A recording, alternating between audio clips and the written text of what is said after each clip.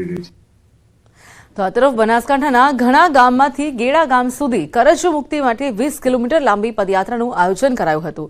કરજા કારણે આત્મહત્યા કરવાના વધી રહેલા કિસ્સાઓને ધ્યાનમાં લઈને સમગ્ર દેશમાં નિઃશુલ્ક કરજ મુક્તિ અભિયાન શરૂ કરાયું છે।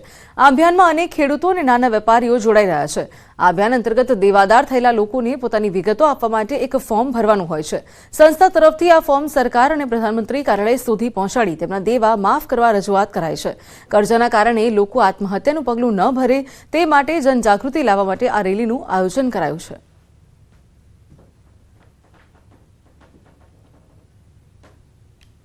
पूरी टीम जे आ कर्जमुक्त भारत अभियान ने सफल बनावा माटे जे प्रयास करी रही है ए सफल बने एना माटे करीने खास आजनी आ यात्रा योजवामां आवेली छे। तमारे देवुं थई गयुं छे तो गभरावानी कोई जरूर नहीं अने तमे कोई देवुं करीने कोई गुनो नहीं कर्यो जे के मोटा उद्योगपतिनुं देवुं माफ थाय छे एवी रीते तमारुं पण देवुं माफ थई शके छे।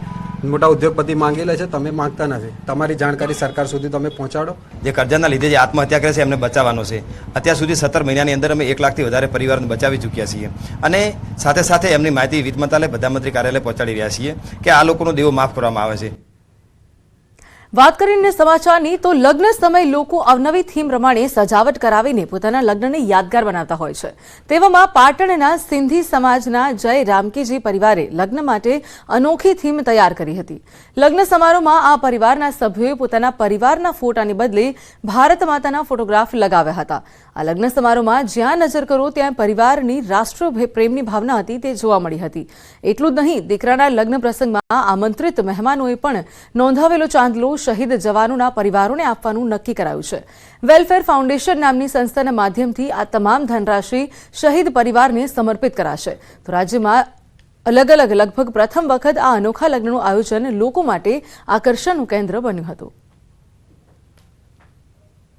એ ચાંદલો ન કરતા જવાનોના જે પરિવાર માટે જે આ પ્રેરણા મળી છે એના અનુસંધાને આજે 500 ની જગ્યાએ 1100 બી આપીશું તો એમના પરિવારને સારો ઉપયોગમાં આવે એ અમારા માટે સિંધી સમાજ માટે બહુ સારી લાગણીની વાત છે।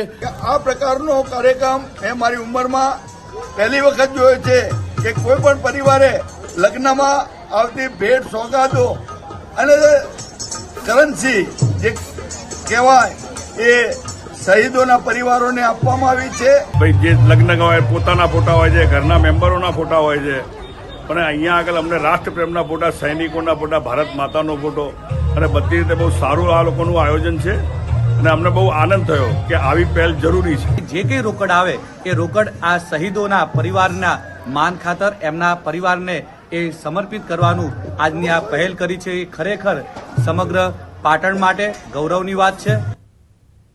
આ તરફ રાજકોટમાં આગામી 17 થી 24 જાન્યુઆરીના રોજ ભાગવત કે રામકથાનું આયોજન કરાયું છે। રેસકોર્સ ગ્રાઉન્ડમાં તેનું આયોજન કરવામાં આવ્યું છે। તો ભાઈ શ્રી રમેશભાઈ ઓઝાના વ્યાસ સ્થાને કથાનું આયોજન કરવામાં આવ્યું છે। તો ભાગવત કથાનો લાભ વધુમાં વધુ લોકો લઈ શકે તે માટે કાર્યાલય પણ ખુલ્લું મુકાયું છે। આ કથા માટે 1 લાખ આમંત્રણ પત્રિકાનું વિતરણ પણ કરવામાં આવ્યું। તો રાજ્યસભાના સાંસદ રામભાઈ દ્વારા આ આયોજન જે છે તે કરાયું છે।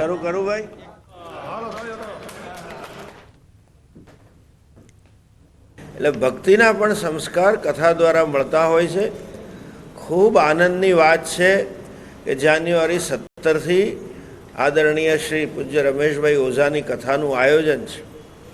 17 જાન્યુઆરીથી 24 જાન્યુઆરી સુધી પૂજ્ય રમેશભાઈ ઓઝાના વ્યાસાસને જે ભાગવત કથાનું આયોજન થઈ રહ્યું છે તેમનું કાર્યાલયનું ઉદ્ઘાટન આજે મોરબી આપણા વડીલ શ્રી પરમાત્માનંદજી મહારાજના હસ્તે કરવામાં આવ્યું છે। રૂફટોપ સોલાર અંગે કોન્ક્લેવનું આયોજન કરવામાં આવ્યું। ભારત સરકારના રિન્યુએબલ એનર્જી વિભાગના પ્રયાસથી કોન્ક્લેવનું આયોજન કરાયું, જેમાં ઉર્જા મંત્રી હાજર રહ્યા હતા। આ કોન્ક્લેવમાં સોલાર રૂફટોપમાં ગુજરાત દેશમાં 82% ફાળા સાથે પ્રથમ હોવાની માહિતી આપવામાં આવી છે। સાથે જ ગુજરાત રિન્યુએબલ એનર્જીમાં પણ દેશનું બીજું તથા પવન ઉર્જામાં પ્રથમ હોવાનું જણાવ્યું છે। ગુજરાતમાં સરકારી કચેરીઓ પર રૂફટોપ લગાવવાની કાર્યવાહી ચાલુ છે, તે બહુ જલ્દી પૂર્ણ થઈ જશે।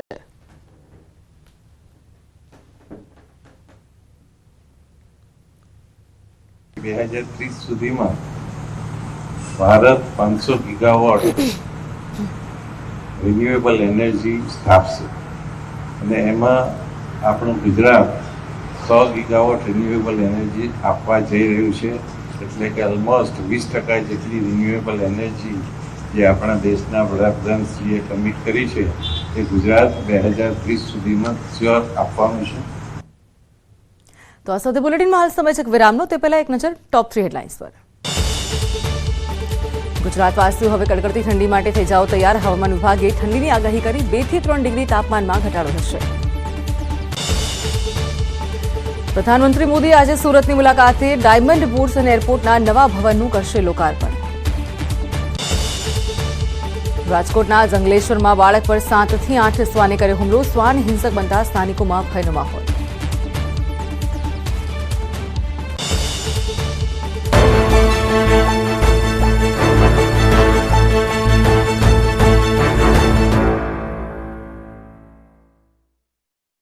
સુહાના ગુજરાત